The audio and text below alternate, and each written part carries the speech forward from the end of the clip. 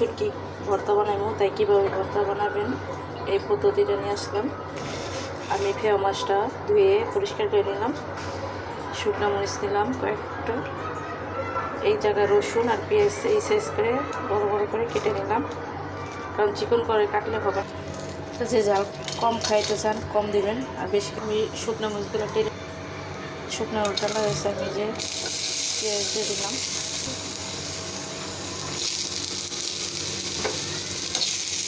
আর একটু তেল দিয়ে দেবো আমি, অল্প তেল দিয়ে পেঁয়াজটা হালকা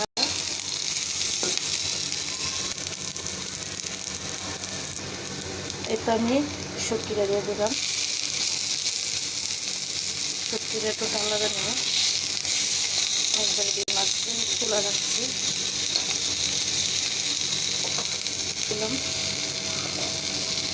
একটু উল্টিয়ে তারপরে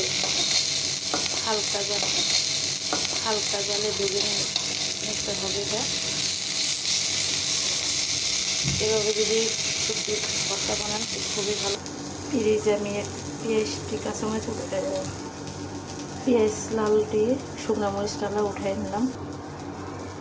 অনেক শুটকি চুলায় দিলে কড়াইতে দিলে, আর এটা আমি পাড়ায় আসা বললাম আমি হয়ে গেছে, আমি পেঁয়াজ রসুন দিয়ে দেবো,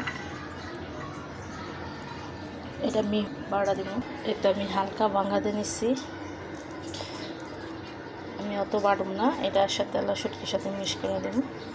আমার শুটকিটা ভর্তা কমপ্লিট হয়ে গেছে। ভিডিওটা ভালো লাগলে লাইক কমেন্ট করে শেয়ার করে দিবেন।